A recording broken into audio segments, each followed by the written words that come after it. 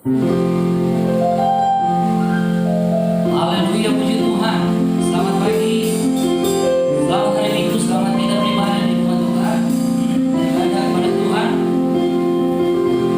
Dan saat ini kita akan mulaikan ibadah kita sama-sama. Kita angkat pujian, penyembahan. Kau Bapa yang mengasihiku, Kaulah segalanya bagiku.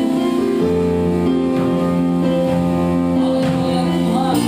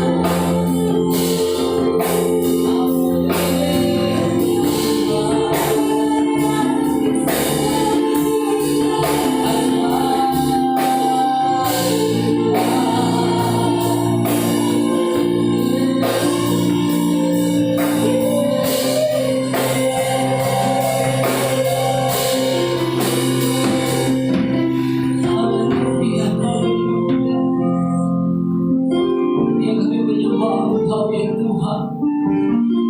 Kami merasakan kehadiran kuasa Roh Kudus dalam hati kami ya Tuhan. Kami mengangkat hati kami ya Tuhan. Haleluya.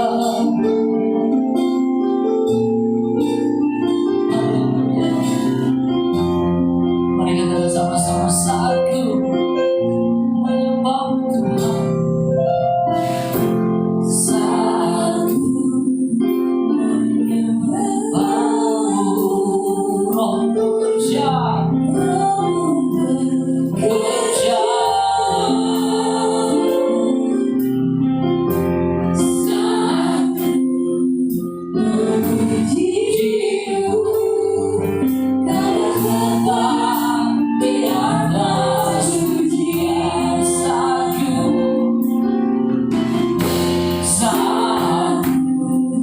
menyembah-Mu, Roh bekerja. Saatku memuji-Mu, Kau tetap di atas pujian.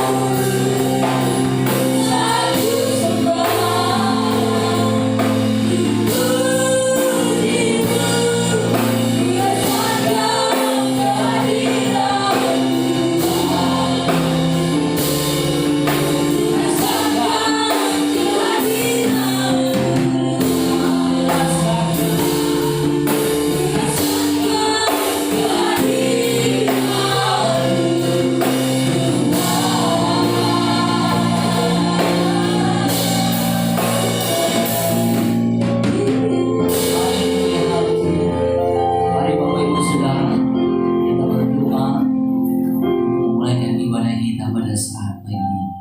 Bapa di surga, di dalam nama Tuhan Yesus Kristus, saat yang indah ya Tuhan, kami bisa rasakan kehadiran kuasa Roh Kudus-Mu dalam hati kami. Hingga pada saat ini Tuhan, kami datang ke hadirat Engkau melalui ibadah minggu ya Tuhan. Tuhan, perkenankan kami Tuhan, layakkan kami ya Tuhan, kuduskan kami ya Tuhan. Biarlah menjadi satu kerinduan hati kami ibadah ini adalah ibadah berkenan di hati-Mu ya Tuhan. Biar kami semua diberkati oleh ibadah ini Tuhan. Kami yang lemah dikuatkan, kami yang susah ditimurkan ya Tuhan. Urapan Roh Kudus kiranya memimpin ibadah ini dari awal sampai selesai ke dalam tangan-Mu ya Tuhan. Urapi juga hamba-hamba-Mu yang melayani akan Tuhan. Terima kasih ya Tuhan. Saat kami memuji Engkau, kami serahkan ibadah ini dari awal sampai selesainya hanya ke dalam tangan-Mu. Di dalam nama Tuhan Yesus kami berdoa. Haleluya. Amin. Puji Tuhan. Haleluya. Saatnya kita akan memuji Tuhan. Kita mengangkat pujian yang berkata, Tuhanlah kekuatan yang masuk. Haleluya.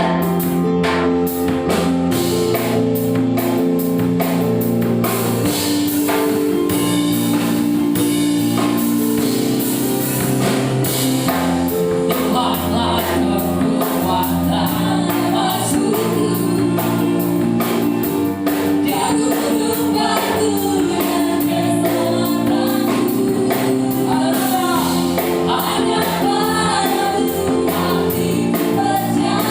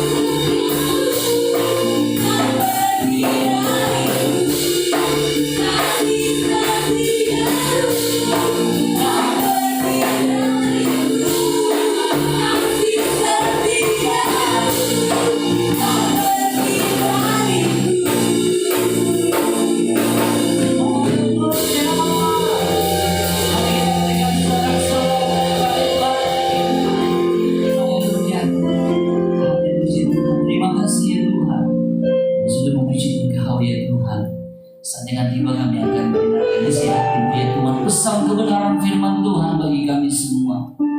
Persiapkan kami semua ya Tuhan. Mari Bapak Ibu Saudara di rumah, kita angkat pujian.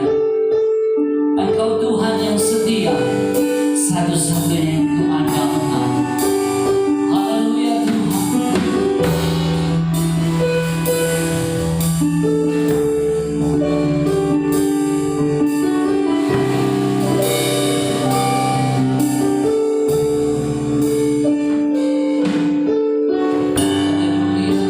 Mari sama-sama katakan, Engkau Tuhan.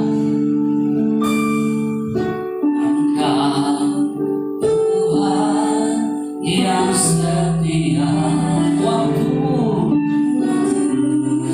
selalu yang terbaik. Engkau Tuhan, Engkau Tuhan sang jago,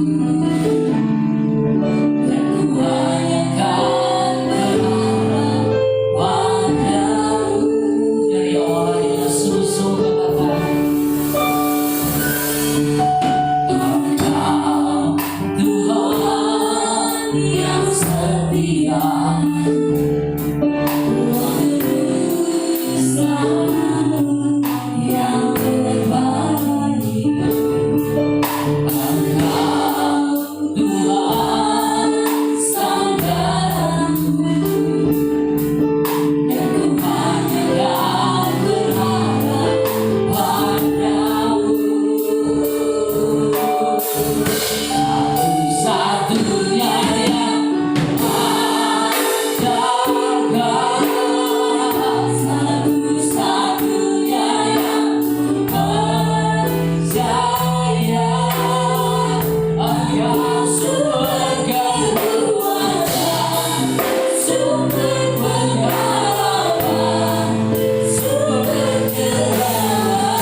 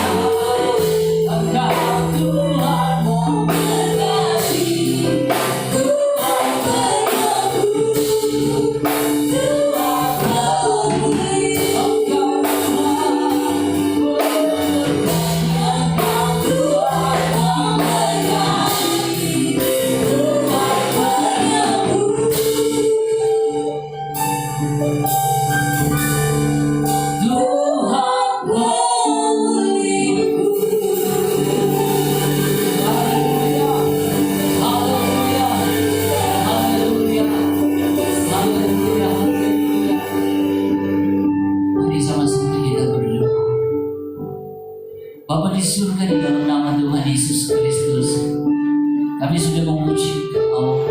Bila setiap pujian dan penyembahan kami ya Tuhan, itu sudah menjadi duka yang berbau harum di hadapan Engkau. Di pujian penyembahan ada sukacita sendiri hari dalam hati kami ya Tuhan. Saat yang tiba ya Tuhan, kami ingin mendengarkan kebenaran firman-Mu, pesan Tuhan bagi kami semua yang mendengarkan ya Tuhan. Biar urapan Roh Kudus menyertai hamba-Mu, di setiap apa yang dia sampaikan itu berasal dari isi hati-Mu Tuhan, untuk disampaikan dalam kehidupan kami ya Tuhan. Berkati pemberitaan firman-Mu ya Tuhan, yang akan kami dengarkan sebentar ya Tuhan. Bila ada gangguan yang mengganggu konsentrasi fokus kami mendengarkan kebenaran firman-Mu, kami tolak itu keluar dalam hati kami dalam nama Yesus. Kami percaya hanya kuasa Roh Kudus saja yang ada untuk memfokuskan kami mendengar kebenaran firman-Mu. Di doa kami ya Tuhan, di dalam nama Tuhan Yesus kami berdoa. Kami siap mendengarkan firman-Mu. Haleluya. Amin. Puji Tuhan. Waktu dan tempat sisakan. Udah Bapak Gembala untuk menyampaikan kebenaran firman Tuhan.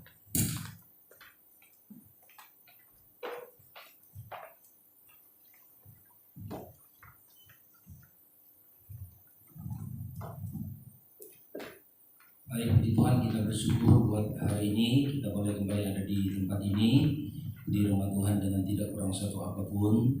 Kita percaya ini semua adalah kebaikan Tuhan, kemurahan Tuhan, berkat Tuhan yang luar biasa atas kita, sehingga kita boleh ada kembali di tempat ini, dan kita akan sama-sama mendengarkan firman Allah.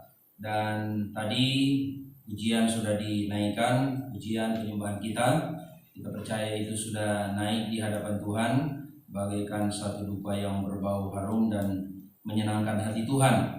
Saatnya setelah kita memuji Tuhan, menyembah Tuhan, kita akan makan sehidangan dengan Tuhan lewat firman-Nya.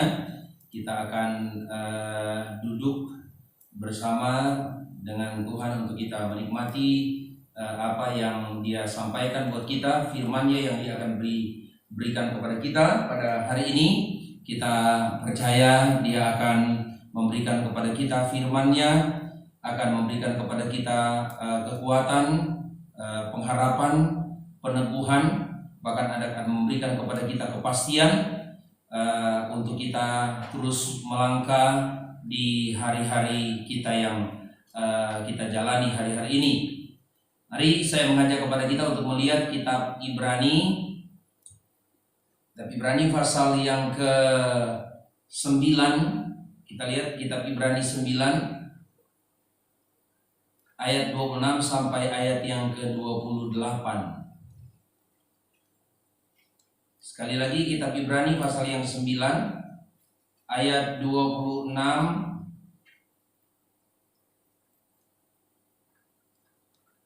sampai ayatnya yang ke-28. Kalau sudah temukan ayat-ayat ini, saya bacakan untuk kita. Kitab Ibrani pasal yang ke-9 ayat yang ke-26 sampai 28. Kalau sudah dapat, saya mempersilakan untuk kita melihat ayat-ayat ini, dan kita akan mengikuti pembacaan firman Allah di handphone kita, bisa di Alkitab kita masing-masing yang ada di rumah. Dan saya akan mulai membaca. Judulnya dalam ayat ini, perikop ini adalah Kristus adalah pengantara dari perjanjian yang baru. Kristus adalah pengantara dari perjanjian yang baru. Pasal 9 ayat 11 sampai ayat yang ke-28. Itu judul perikop yang kita akan baca, tetapi kita akan baca ayat-ayat terakhirnya saja, 3 ayat yang terakhir dari pasal yang ke-9. Saya bacakan ayat 26. Sebab jika demikian ia harus berulang-ulang menderita sejak dunia ini dijadikan, tetapi sekarang ia hanya satu kali saja menyatakan dirinya pada zaman akhir untuk menghapuskan dosa oleh korbannya. Ayat yang ke-27, dan sama seperti manusia ditetapkan untuk mati hanya satu kali saja, dan sesudah itu dihakimi. Ayat 28, demikian pula Kristus hanya satu kali saja mengorbankan dirinya untuk menanggung dosa banyak orang.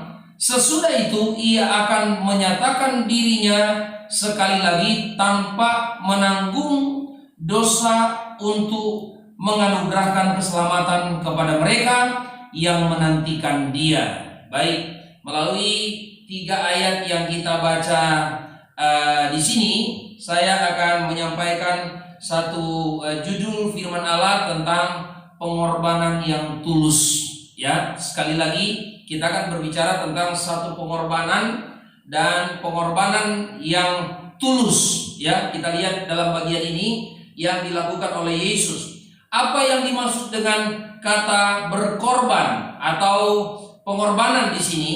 Yang pertama adalah kita bicara soal suatu pemberian yang menyatakan kebaikan, ya, atau suatu pemberian yang menyatakan kesetiaan seseorang kepada orang lain. Dalam hal ini kan kita lihat adalah Yesus, ya, satu pengorbanan kesetiaan yang dilakukan Yesus buat kita, atau satu perbuatan baik yang dilakukan Yesus buat kita. Itu kata pengorbanan, ya. Dan kita lihat di sini pengorbanan adalah suatu hal yang memang, kalau kita lihat di sini berbicara tentang sesuatu hal yang memang diserahkan, menyerahkan tubuh, jiwa, dan roh, bahkan nyawa.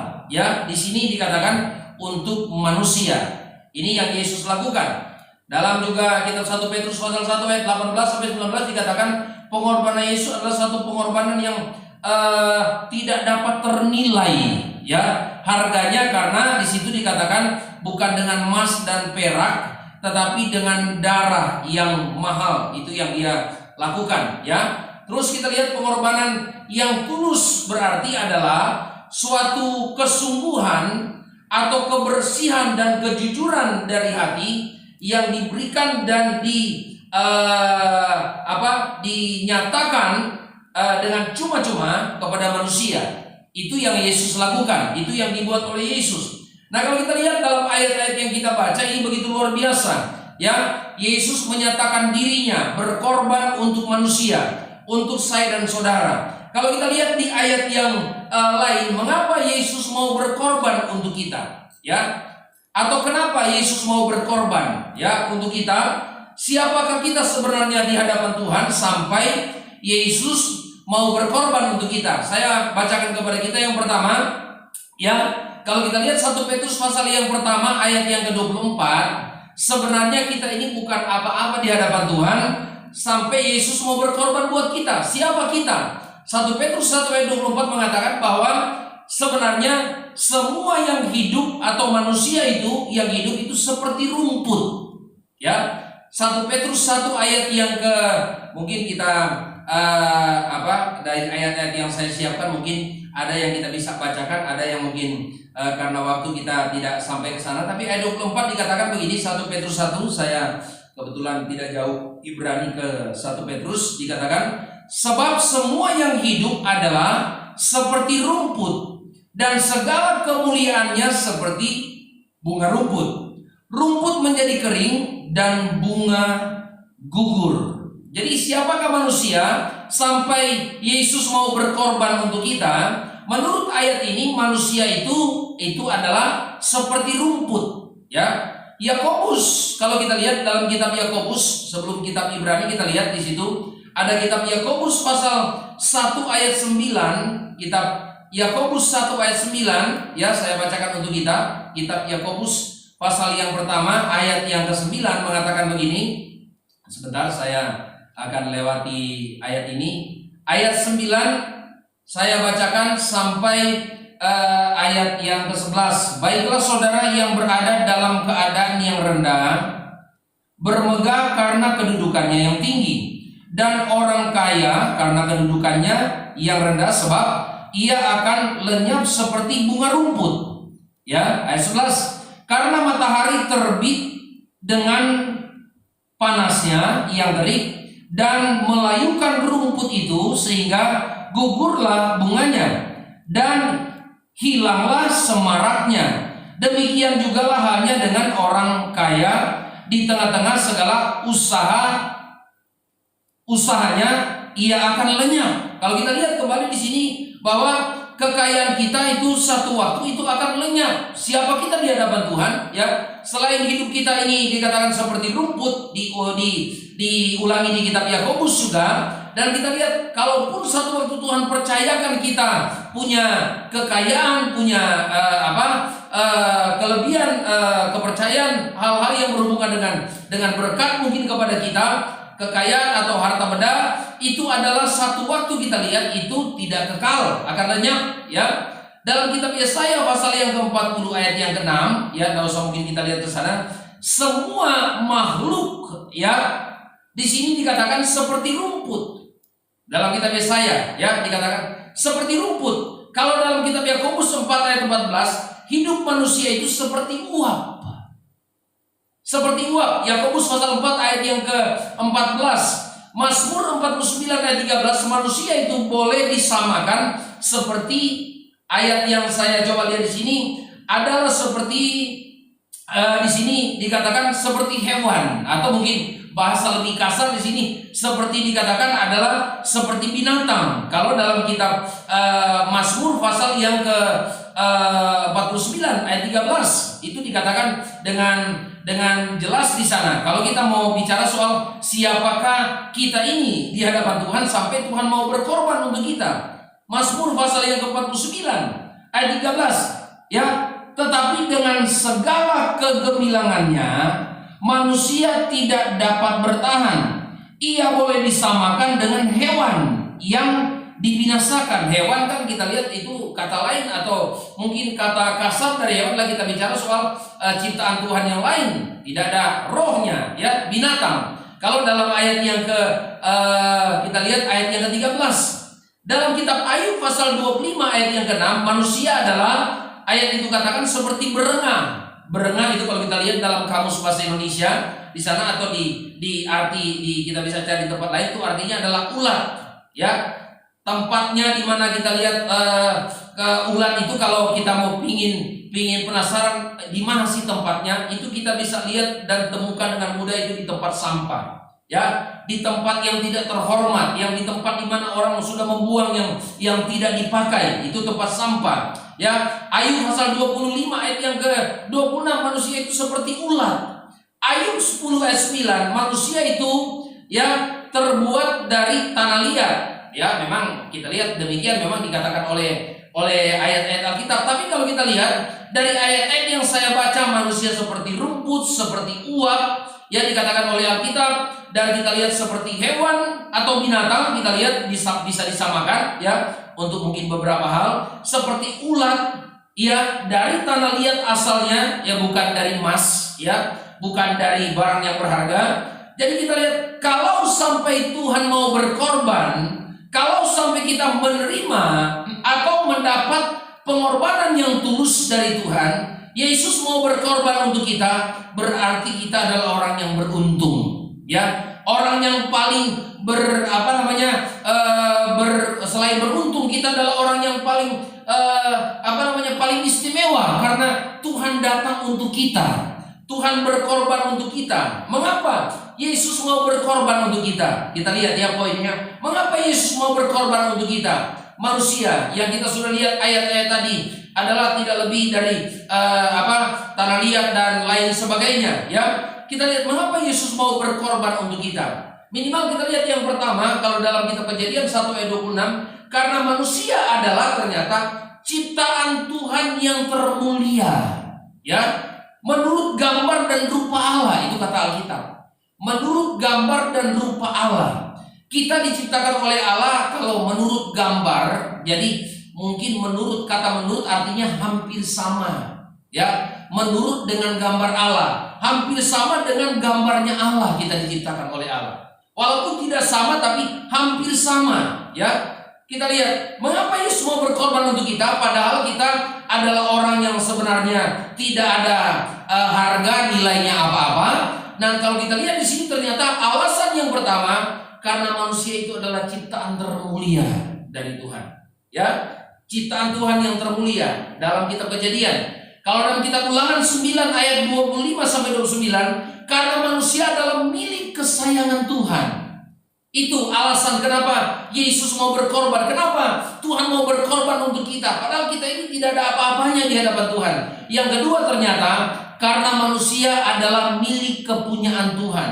Selain kita adalah ciptaan yang termulia atau ciptaan Tuhan yang mulia, ternyata karena manusia adalah kepunyaan Tuhan. Kita milik Tuhan.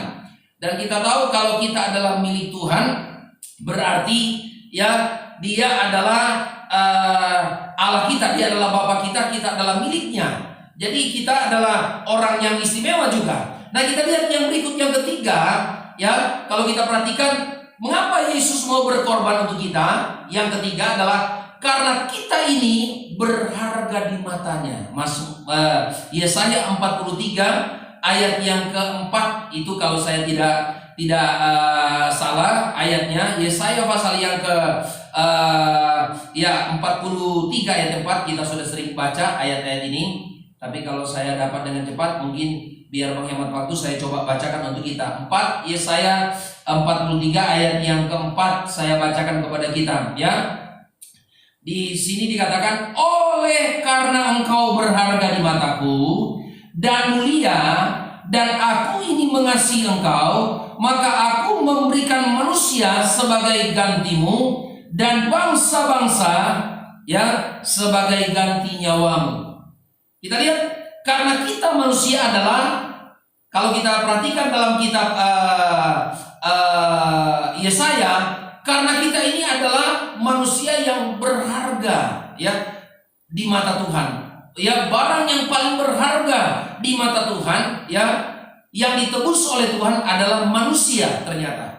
Jadi kita lihat apapun barang berharga kita yang kita jumpai di dunia ini yang boleh dimiliki oleh manusia, yang mungkin secara tidak langsung kita sadar atau tidak itu adalah hanya kepercayaan Tuhan kepada kita. Lebih dari semua yang bernilai itu, Tuhan taruh nilai yang paling tinggi adalah yang paling berharga itu adalah ternyata manusia, ya. Itu dikatakan oleh kitab Yesaya pasal yang ke-43 ayat yang keempat, berharga, ya. Terus kita lihat ayat lain dalam Yohanes pasal 15 ayat 13, ya. Yohanes 15 ayat 13 dikatakan, mengapa Tuhan mau berkorban, Yesus mau berkorban untuk kita? Karena ternyata kita manusia adalah sahabat. Kita ini adalah sahabat dari Tuhan.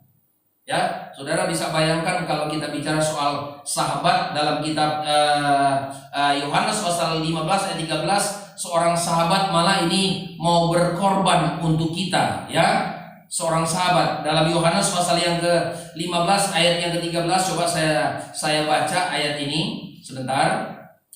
Ayat 13 saja, tidak ada kasih yang lebih besar daripada kasih seorang yang memberikan nyawanya untuk sahabat-sahabatnya. Nah, kita ini Alkitab katakan adalah sahabat daripada Tuhan, sahabat daripada Yesus. Mengapa dia mau berkorban untuk kita? Ya, dia mau mati untuk kita, dia mau menggantikan kita. Ayat Alkitab dikatakan dia rela menjadi miskin supaya kita menjadi kaya. Ternyata kita lihat dalam ayat ini, ya, karena kita manusia adalah sahabatnya daripada Tuhan, ya, sahabatnya Tuhan. Kalau kita lihat ayat yang terkenal, malah dikatakan karena begitu besar kasih Allah akan dunia ini, sehingga Ia mengaruniakan anaknya yang tunggal, supaya setiap orang percaya kepadanya tidak binasa melainkan beroleh hidup yang kekal. Alasan berikut ternyata mengapa Yesus mau berkorban untuk kita, karena memang dasarnya adalah kasih. Ya, Tuhan memang mencintai kita, mengasihi kita. Jadi itu dasar Dia mau berkorban untuk kita, kasih dan cintanya atas kita. Roma pasal yang ke-8 16 ayat 17. Kita lihat di sana, ya, mengapa Yesus mau berkorban untuk kita? Karena kita ini adalah anak-anak Allah. Itu dikatakan, ya, dalam kitab Roma pasal yang ke-8. Ya, mengapa Dia mau berkorban untuk kita? Roma 8 ayat yang ke-16 dan 17 saya bacakan kepada kita. Roh itu bersaksi bersama-sama dengan roh kita bahwa kita adalah anak-anak Allah. Ya, ayat 17. Dan jika kita adalah anak, maka kita juga adalah ahli waris. Maksudnya orang-orang yang berhak menerima janji-janji Allah yang akan diberikannya bersama-sama dengan Kristus, yaitu jika kita menderita bersama-sama dengan Dia, supaya kita juga dipermuliakan bersama-sama dengan Dia. Amin, saudara. Itulah kita lihat alasan yang kita bisa dapatkan di sini mengapa Dia mau berkorban untuk kita. Dasarnya apa? Ya, kita lihat yang saya kemukakan kepada kita, dasar yang berikut adalah karena kita ini adalah anak-anak Allah. Yesus adalah anak Allah, tetapi kita lihat kita juga adalah anak-anak Allah. Selain Yesus, ya, kita adalah saudara, bisa dibilang dengan saudara daripada Yesus, ya. Karena Yesus anak Allah, kita juga adalah anak-anak Allah, ya. Nah, kita lihat dalam ayat Alkitab begitu luar biasa. Di ayat 17 malah saya garis bawah di sini adalah karena kita ini adalah ahli waris kerajaan Allah. Ya, ahli waris kerajaan Allah. Jadi ahli waris di sini kita lihat syaratnya untuk kita bisa mewarisi warisan, karena ahli waris itu kan harus ada dasar, ya.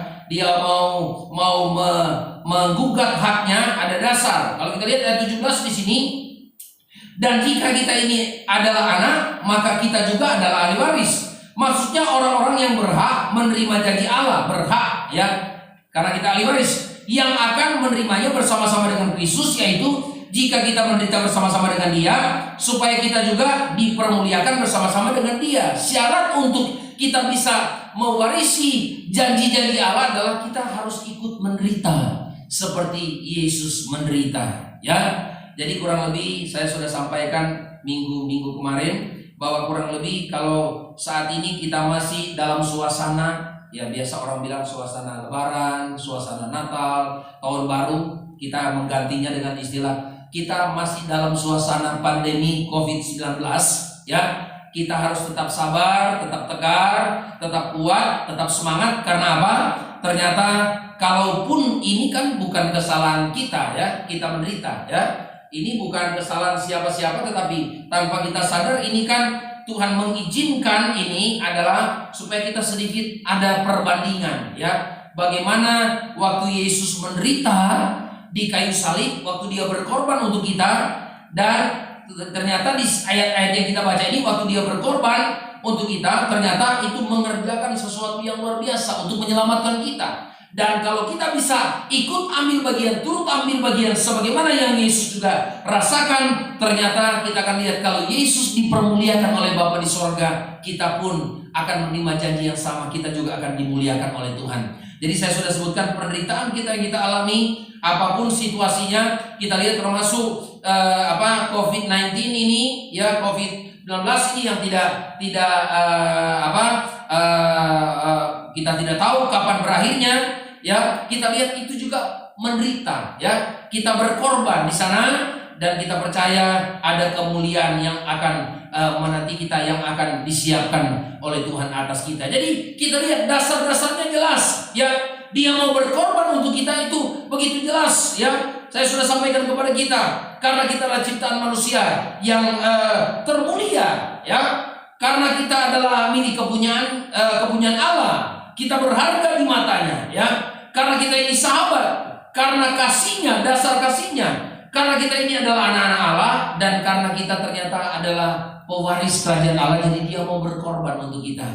Kira-kira kalau menurut kita, ya, kalau orang tua itu bekerja banting tulang, pergi pagi pulang malam, kalaupun Tuhan izinkan satu waktu ada tabungan atau ada kelebihan, itu kira-kira tabungan kelebihan kita itu untuk siapa? Kira-kira pengorbanan yang kita lakukan itu adalah untuk anak-anak kita, ya, bukan lagi untuk kita, ya. Setelah kita mungkin ada anak-anak kita, ya. Itu yang kita lihat. Yesus lakukan itu, Dia berkorban, tetapi kita lihat ternyata kita adalah untuk berkorban untuk kita, dan kita yang menikmati pengorbanannya itu, ya. Makanya di ayat-ayat Alkitab saya sudah kemukakan kepada kita, Dia rela untuk menjadi miskin supaya kita menjadi kaya di dalam Kristus Yesus, ya. Kita akan lihat selanjutnya, nah, apa yang dikorbankan oleh Yesus untuk kita, ya. Kalau tadi kan kita lihat di ayat-ayat yang kita baca, ya, apa dasarnya, ya. Yesus mau berkorban untuk kita. Kita sudah lihat ada beberapa hal tadi, kurang lebih saya ada sampaikan kepada kita dasarnya. Sekarang apa yang dikorbankan Yesus? ya yang dipakai oleh Yesus, ya yang dia lakukan, berkorban untuk kita, ya. Lebih tepatnya apa yang dikorbankan oleh Yesus untuk kita, kira-kira begitu. Apa, ya? Ada yang mungkin bisa memberi tanggapan apa kira-kira. Yang pertama minimal 1 Petrus pasal yang pertama, ya, itu yang saya sudah bacakan tadi. 1 Petrus pasal yang pertama, ya, yang dikorbankan Yesus buat kita, minimal kita lihat yang pertama adalah 1 Petrus 1:18-19. Saya bacakan kepada kita. Sebab kamu tahu bahwa kamu telah ditebus dari cara hidupmu yang sia-sia yang kamu warisi dari nenek moyangmu itu, bukan dengan barang yang fana, bukan pula dengan perak atau dengan emas. Ayat 19, melainkan dengan darah yang mahal, yang mahal, yaitu darah Kristus, yang sama seperti darah anak domba, yang tak bernoda dan tak bercacat. Itu kita lihat, tak bernoda dan tak bercacat. Kita lihat yang pertama, ya saya sampaikan dengan cepat, ada beberapa hal saja yang apa yang dikorbankan oleh Yesus untuk kita, ya. Kalau tadi saya sudah sebutkan, ya, apa dasar, ya, yang bisa dilihat Yesus yang dijadikan dasarnya untuk dia berkorban bagi kita. Mengapa Yesus mau berkorban untuk kita manusia yang berdosa? Saya sudah sampaikan. Nah, sekarang apa yang dia pakai untuk berkorban, ya? Kita lihat yang pertama, darahnya, ya. Darahnya menebus dosa manusia. Jadi dia pakai darah untuk mengorbankan, berkorban untuk kita, ya, untuk membeli kita. Kalau kata lain daripada berkorban itu memakai darah. Ada yang bertanya mungkin, kenapa tidak pakai uang, tidak pakai emas, tidak pakai perak, ya? Kenapa tidak demikian? Ada kemungkinan saja apabila satu waktu orang itu, ya, dari tidak punya apa-apa dan Tuhan angkat, Tuhan pakai, ya, mungkin dia punya semuanya. Kalau dia cukup untuk membayarnya, kalau berkorbannya Tuhan pakai cara yang lain, ada kemungkinan manusia bisa datang dengan, wah, kita sudah cukup uang, jadi bisa dia balas dengan uang, ya. Dia balas kalau dia sudah punya pangkat yang tinggi, balas mungkin dengan fasilitas yang dia bisa dapatkan di tempat dia bekerja. Oh, balas untuk Tuhan dengan cara ini, ya. Kita bisa membalas dengan cara yang mungkin kita bisa dapatkan di dunia. Tapi kenapa dengan darah? Karena kita lihat memang ini darah yang mahal, kata Alkitab, yang memang sama seperti darah anak domba Allah yang tidak bercacat. Itulah yang diberikan untuk kita. Jadi saudara bayangkan kalau di sini Tuhan berkorban, ya, yang dipakai, yang dikorbankan Yesus untuk kita adalah darahnya sendiri. Saya percaya tidak semudah itu, ya, kalau belum waktunya Tuhan untuk, ya, COVID virus ini, ya, COVID-19 ini mengambil nyawa kita atau mungkin melukai kita, ya. Mungkin kalau ada yang terkena dengan COVID-19 itu tidak semudah itu untuk dia bisa mengambil nyawa kita sebelum waktunya, ya. Jadi tidak perlu kita takut karena berkorban untuk itu saja Yesus pakai darah. Artinya bahwa kita ini, ya, kalau ada satu, ya, oknum atau satu mara bahaya, rintangan apapun mungkin akan mengganggu kita, maka kita lihat meterainya kita adalah darah, ya. Jadi tidak mungkin kita akan sekonyol itu, ya, kecuali memang sudah waktunya Tuhan, karena Tuhan yang pegang hidup manusia, ya. Jadi memang sudah waktunya, sudah saatnya, ya, kita tidak bisa komplain. Itu hak prerogatifnya daripada Tuhan sendiri, ya. Jadi itu darahnya. Yang kedua, dalam Yesaya 53 ayat yang ke-10, ya, kalau tadi darahnya untuk menebus dosa kita, kalau dalam Yesaya 53 ayat yang coba saya lihat sebentar, ya, dengan cepat ayat ini. Yesaya 53, kalau tadi kita ada sampai di 43, sekarang, ya, kita lihat 53, ya, dalam kitab Yesaya. Saya coba bacakan kepada kita ayatnya yang ke-53, di ayatnya yang ke-10 saja saya bacakan untuk kita. Firman-Nya berkata begini, tetapi Tuhan berkehendak meremukkan dia dengan kesakitan. Apabila ia menyerahkan dirinya sebagai korban penebus salah, ia akan melihat keturunannya, umurnya akan lanjut, dan kehendak Tuhan akan terlaksana olehnya. Jadi kita lihat ternyata kalau dalam ayat ini Yesaya 53 ayat 10 kita lihat apa yang dipakai Yesus untuk berkorban di sini. Ya, ternyata dirinya sendiri yang dia korbankan. Dia tidak pakai orang lain tapi dirinya sendiri ya dipakai korban untuk berkorban untuk saya dan saudara. Ya, ini luar biasa. Jadi saudara bayangkan, sudah darahnya, dirinya sendiri dipakai berkorban untuk kita. Maka kita percaya bahwa walaupun situasi yang kita sedang hadapi masih kita berhadapan dengan kesulitan, karena mungkin sudah jadi dua kesulitan besar ya, kesulitan ekonomi dan juga kesulitan menyelesaikan pandemi COVID-19 ini, virus corona ini. Tapi kita percaya bahwa Tuhan pasti akan menolong saya dan saudara. Pasti Dia tidak membiarkan kita, meninggalkan kita, karena yang besar saja Dia bisa korbankan untuk kita, apalagi hanya urusan-urusan yang di dunia ini pasti Dia akan bersama dengan kita. Dalam Matius 27 ayat 50 ya, Matius 27 ayat 50, nyawanya ya diserahkannya untuk kita. Matius pasal 27 ayat 50, nyawanya diserahkan untuk kita ya. Itu dirinya, sekarang kita lihat nyawanya ya, jiwa seluruh hidupnya ya diberikan untuk kita, untuk saya dan untuk saudara. Dan kalau kita lihat memang inilah pemberian ya yang dipakai Yesus untuk kita. Nah, kita lihat di Matius pasal yang ke 27 ya. Saya coba lihat sebentar di ayat yang 50 biar kita ini ya. Yesus berseru pula dengan suara nyaring, lalu menyerahkan nyawanya. Berseru dengan suara nyaring, lalu menyerahkan nyawanya. Ini yang dia pakai ya untuk kita, berkorban untuk kita. 1 Korintus pasal yang ke 2 Korintus pasal yang ke 8. Ini ayat-ayat yang terakhir buat kita. 2 Korintus 8. Kita akan lihat di sana. Kitab 2 Korintus 8 ayatnya yang ke, coba saya bacakan kepada kita ayatnya yang ke 8 dan ayat yang ke 9. 2 Korintus 8 ya. 2 Korintus 8 ayat 9. 2 Korintus 8 ya.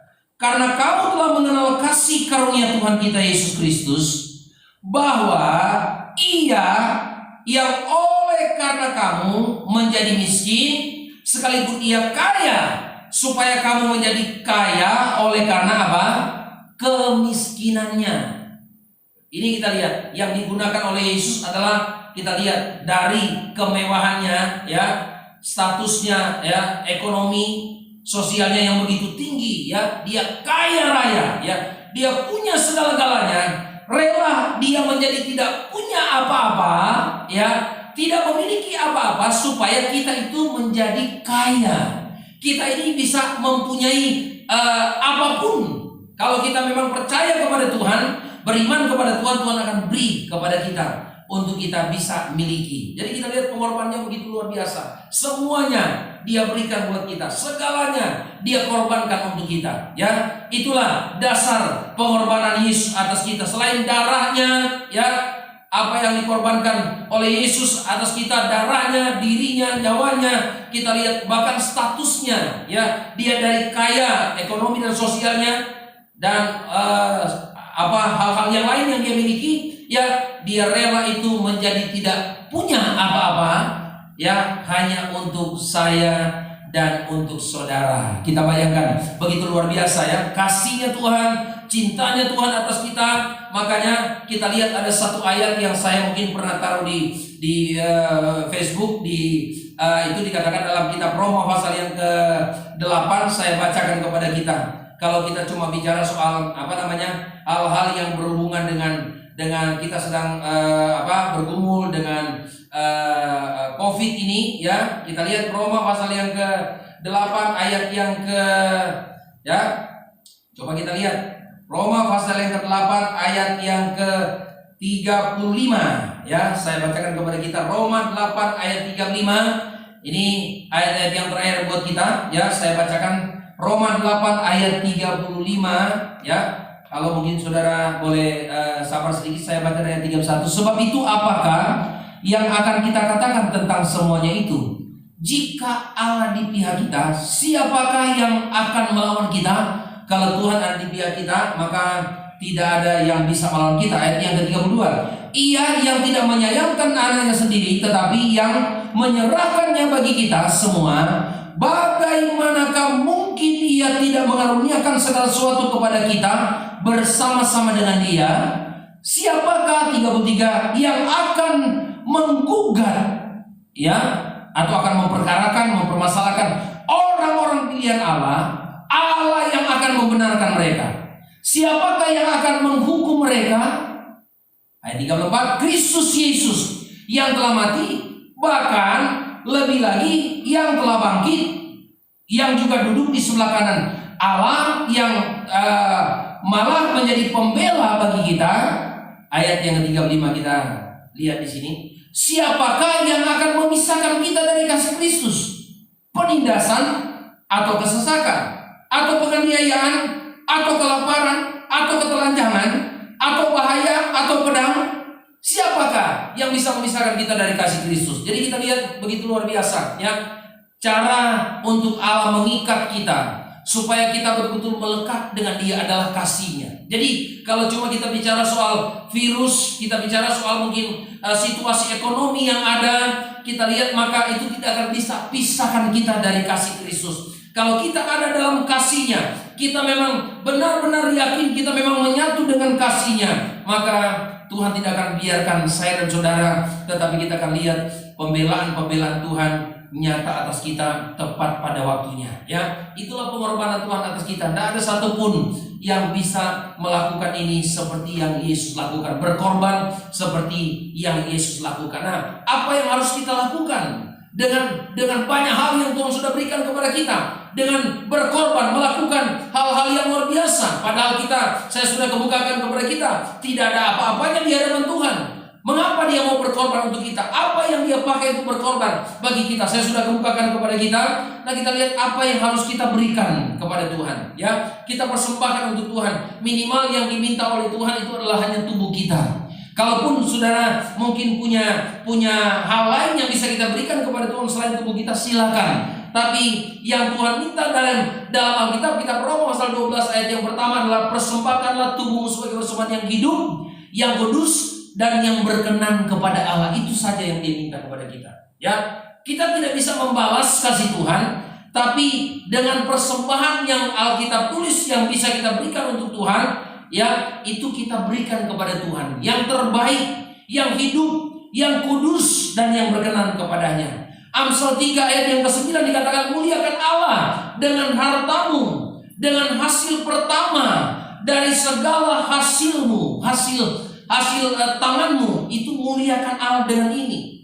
Kata Alkitab, ya, kata firman Allah, kita tidak bisa balas, tapi ini yang Tuhan minta untuk kita lakukan. Yohanes 21 ayat 15 sampai 18, ya, apa yang kita bisa berikan kepada Tuhan, walaupun bukan konteks untuk membalas kasih Tuhan sampai kapanpun, karena sampai kapanpun kita tidak bisa balas kasih Tuhan selain kita berbuat sesuatu yang nyata, yang mungkin dari hati kita. Walaupun tidak ada pujian dari orang, tidak ada sorotan dari orang melihat kita, memberi aplaus kepada kita, memberi apresiasi kepada kita, tapi kita lakukan saja apa yang kita bisa buat untuk Tuhan, karena semua yang kita lakukan untuk Tuhan tidak pernah ada yang sia-sia. Amin, saudara. Itu dikatakan adalah mengasihi dan melayani Tuhan. Itu yang kita bisa berikan.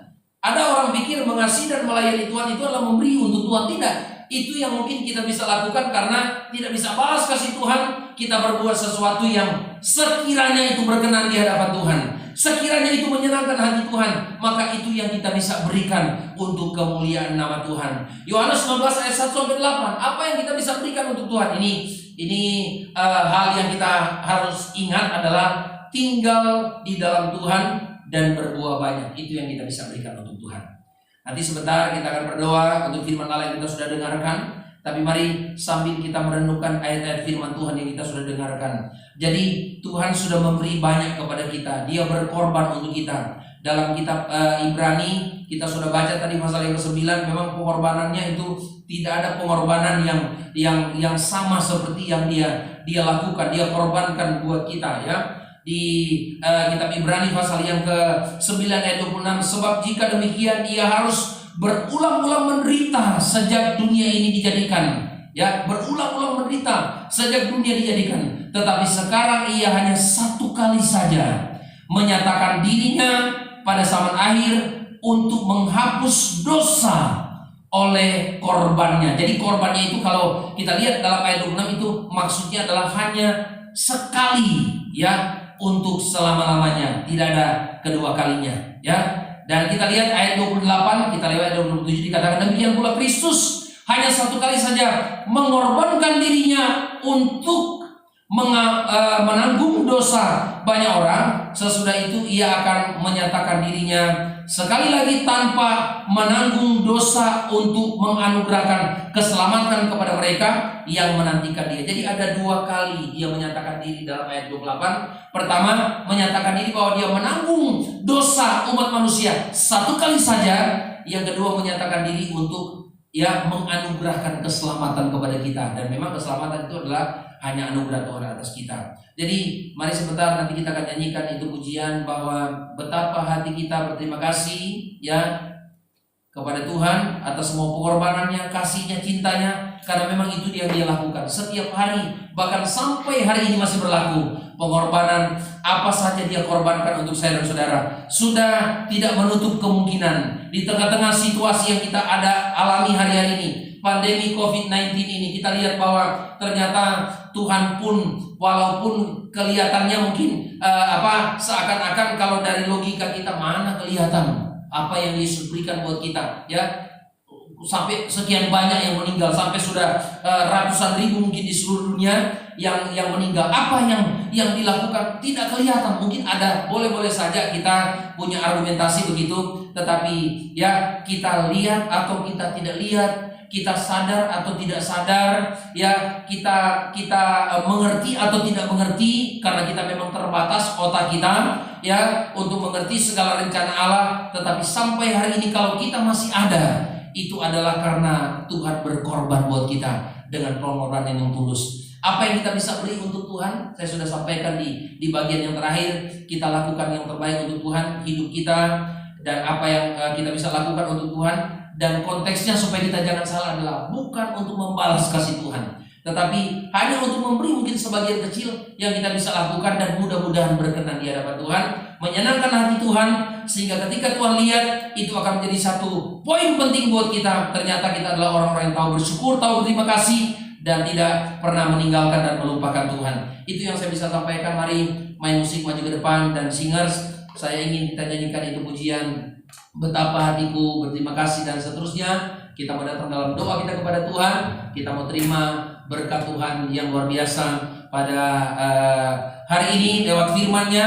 Saya percaya kalau Yesus mau berkorban untuk kita, kalau Yesus mau lakukan sesuatu untuk kita, waktu kita belum percaya kepada Yesus dan kita menjadi percaya kepadanya, dengan beberapa poin pengorbanan yang dia kerjakan buat kita, memakai darahnya, nyawanya, dirinya, semua dia korbankan. Bahkan statusnya dari dia kaya semuanya, ya dia memiliki status ekonomi sosial yang begitu tinggi, dia rela itu hilang hanya untuk supaya kita itu menjadi orang yang dibanggakan di hadapan dunia. Itulah pengorbanan yang luar biasa dari Tuhan atas kita. Saya percaya Yesus juga berkorban, Allah kita berkorban. Sampai hari ini dia berkorban untuk saya dan saudara menghadapi situasi yang ada. Ada di antara kita mungkin baru memulai usaha pekerjaan kita. Ada di antara kita mungkin sedang membuka usaha, dan mungkin kita merasa begitu berat karena memulai di tengah situasi yang sulit. Tapi jalankan itu di dalam nama Tuhan Yesus. Pasti ada pertolongan dan kemenangan yang luar biasa akan menyertai kita, dan Tuhan akan membela kita karena kita percaya Tuhan akan berkorban. Dia akan membantu kita untuk kita kembali naik, untuk kembali kita memulai, dan kita akan dipulihkan oleh Tuhan. Apalagi kalau berhadapan dengan virus, dengan Tuhan akan membela kita, Dia tidak akan mempermalukan kita. Selain rambut pun bahkan tidak sampai jatuh kalau tidak seizin dan sepengetahuan Tuhan. Sebab itu mari sampai hari ini ingat, Dia masih berkorban untuk kita, sedang berkorban untuk kita, terus berkorban untuk kita. Yang kita perlu lakukan adalah berterima kasihlah kepada Tuhan kita Yesus Kristus. Mari sama-sama kita berdatang kepada Tuhan, berdiri bersama-sama sidang jemaat di rumah kita masing-masing. Kita berdatang dalam doa kita kepada Tuhan. Betapa hatiku berterima kasih.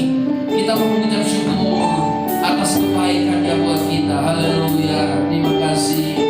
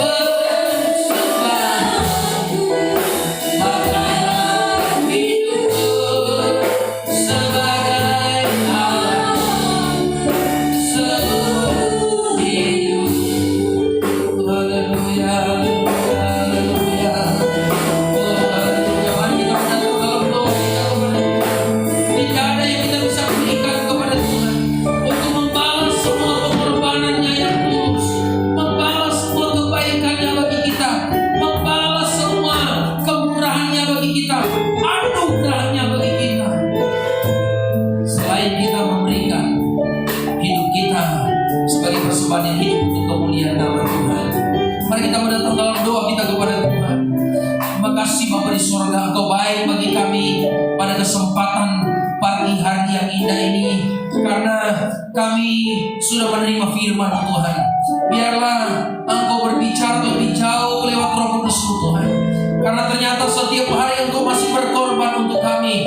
Bahkan sampai menit detik ini, di tengah-tengah situasi dunia yang seluruhnya ditimpa oleh krisis ekonomi yang hebat, yang begitu Tuhan luar biasa, dan juga masih kami bergumul berhadapan dengan pandemi COVID-19 ini. Tuhan, kami percaya Engkau tidak biarkan kami, Engkau tidak tinggalkan kami berjuang sendiri, tetapi Engkau masih ada berkorban untuk kami sampai hari ini, masih terus bekerja, masih terus memberi, masih terus menyatakan kasih-Mu untuk menolong kami Tuhan, untuk menolong umat-Mu Tuhan, untuk menyertai umat-Mu Tuhan, untuk memberkati umat-Mu, untuk melindungi kami, untuk menyertai kami ya Tuhan.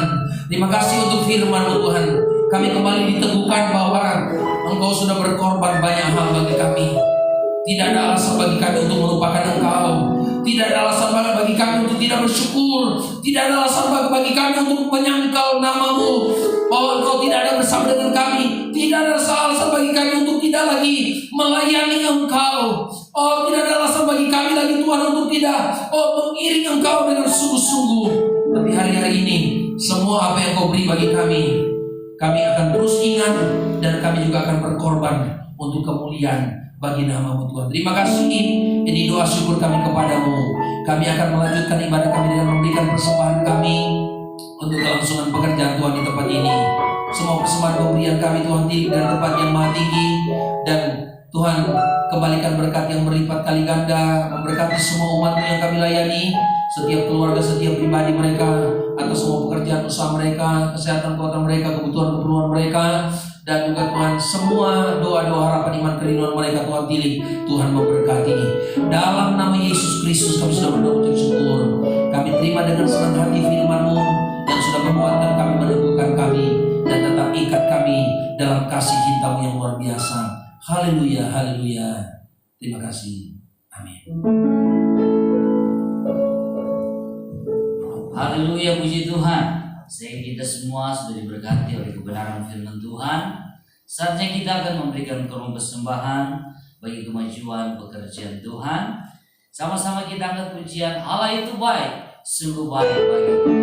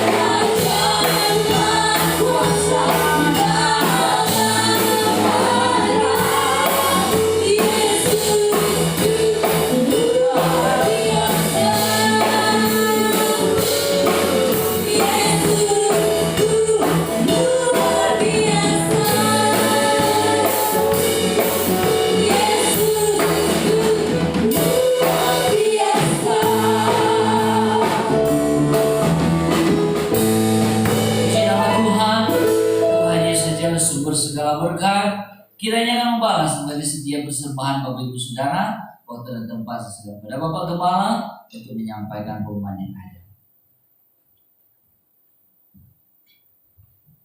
Baik, puji Tuhan, terima kasih untuk semua persembahan kita, pemberian kita untuk kelangsungan pekerjaan Tuhan di tempat ini.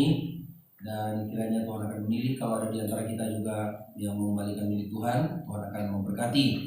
Dan sebagai pengumuman, kita akan nanti jumpa minggu depan. Itu sudah masuk awal minggu untuk bulan Juli. Nanti saudara dapatkan pengumuman di WA Group, dan nanti kami akan sampaikan. Kalau memang sudah memungkinkan, kita akan berjumpa untuk ibadah perdana di tempat ini. Tentunya kami sedang menyiapkan kursinya, jaraknya, dan semuanya, tempat cuci tangan, sanitizer, dan semua masker, semua kami sudah mempersiapkan, dan ada beberapa yang sedang dipersiapkan, termasuk alat mengukur suhu badan kita, berapa derajat mungkin suhunya, itu nanti disiapkan. Dan diharapkan bagi mungkin kita yang lanjut usia di atas 65-70 tahun, mungkin kita boleh di rumah nanti diatur untuk ibadah kita. Ada juga mungkin boleh saudara lihat di rumah ya, secara langsung, atau nanti saudara lihat secara online. Nanti kita akan atur supaya saudara juga tetap mengikuti ibadah ya. Jadi bukan cuma kita. Dan kita berdoa sepanjang minggu yang berjalan ini, karena memang untuk survei terakhir, berita terakhir bahwa untuk daerah Banten walaupun berbatasan dengan Jakarta, kita sedikit menurun ya, sudah mulai stabil ya dibandingkan daerah yang lain. Kita berdoa, kita sudah lihat situasi sudah berjalan demikian, jadi minggu depan kita akan bertemu di tempat ini, tentunya dengan sukacita tersendiri, karena kurang lebih 3 bulan, hampir 4 bulan kita tidak beribadah di sini ya.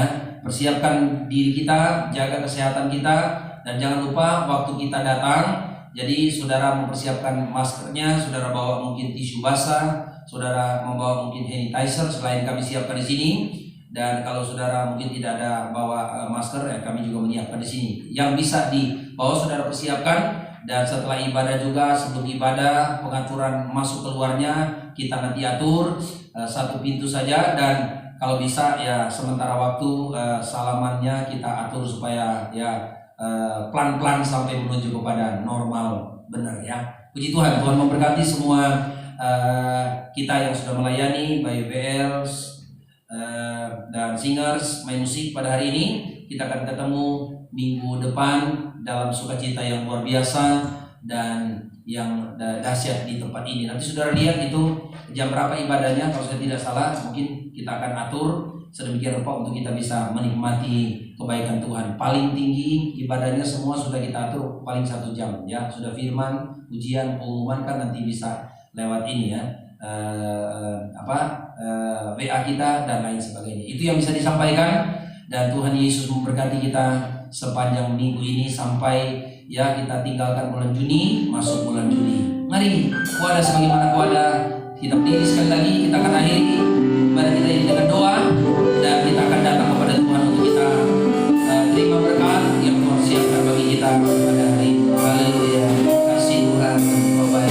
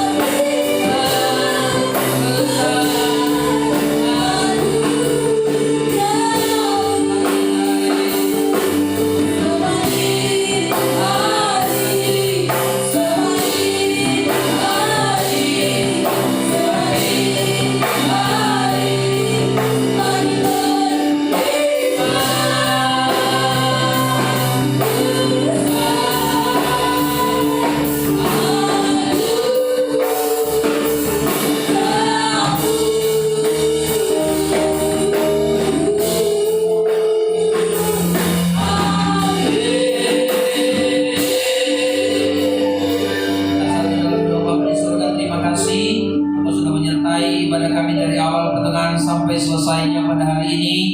Berkat-Mu kami percaya jadi menjadi bagian kami semua yang sudah melayani, mulai dari singer, pemain musik, worship leader. Bahkan kami berdoa semua umat-Mu yang ada di rumah mereka masing-masing yang sudah mengikuti ibadah online pada hari ini. Berkati semua umat-Mu Tuhan. Berkati Tuhan sepanjang minggu yang berjalan ini, kesehatan, kekuatan kami. Berkati kebutuhan, keperluan kami. Berkati pekerjaan usaha kami yang sudah mulai kami jalankan Tuhan. Berkati iman kami Tuhan, biar boleh bertambah kuat, kokoh, teguh dalam Engkau. Dan juga berkati anak-anak kami walaupun mereka sudah masuki masa libur, tapi Tuhan tolong tetap anak-anak kami sehat, kuat di rumah. Termasuk juga Tuhan kami berdoa ketika mereka akan mulai nanti bersekolah setelah libur. Tuhan terus berkati anak-anak kami supaya mereka tetap Tuhan bertumbuh normal sebagaimana anak-anak pada umumnya.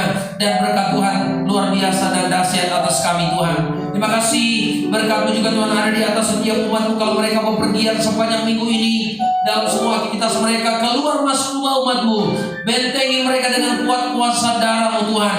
Segala celaka, mara bahaya, rintangan, maut sekalipun, virus apa saja Tuhan yang akan mengganggu, yang akan Tuhan hambat semua aktivitas umat-Mu, Kau sudah lakukan jauh, Kau singkirkan, dan Kau akan pagari bentengi umat-Mu dengan kuat kuasa-Mu Tuhan. Keselamatan dari Tuhan, pulang pergi di tempat kami, Tuhan keluar masuk rumah kami, Tuhan pelihara dan Tuhan sertai. Kendaraan apapun yang kami gunakan, roda 2, roda 4, roda 3 dan kendaraan apa saja, tetap Tuhan selamatkan dan lindungi kami. Kalaupun kami harus bepergian keluar kota itu, lewat darat, laut, udara, bersama dengan kami Engkau Tuhan dengan setia. Terima kasih. Berkati juga Tuhan kami berdoa. Oh Tuhan, kalau ada umat-Mu yang sakit, berdoa pemulihan kesehatan dari Pak Rokali, Pak Siomi, Ibu Siomi dan umat-Mu yang lain. Kami berdoa di mana mereka berada, hamba-Mu doakan dalam nama Yesus, Engkau sembuhkan mereka.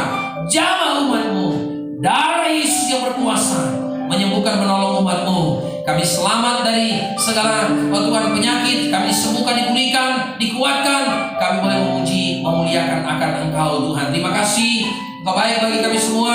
Saatnya kami akan pulang kembali ke aktivitas kami masing-masing setelah kami beribadah di rumah kami masing-masing, dan kami juga dari gereja akan kembali ke rumah kami. Berkat Tuhan limpah atas kami, atas bangsa negara Indonesia juga Tuhan kami percaya.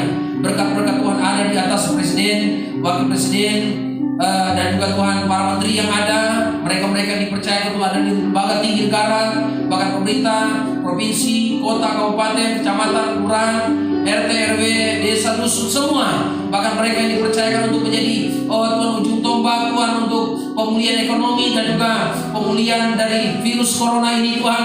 Baik BNPT tingkat pusat sampai tingkat daerah, dan juga Tuhan Menteri Kesehatan, bahkan semua pihak-pihak terkait, rumah sakit yang ditunjuk, yang dipercayakan, para suster, pekerja di rumah sakit, dokter, semuanya Engkau berkati, beri kekuatan, perlindungan untuk mereka, karena mereka bekerja untuk kemuliaan nama Tuhan. Nama Tuhan dipuji, dipermuliakan. Akhirnya kami akan pulang sebentar. Berkat Tuhan limpah atas kami ya Tuhan.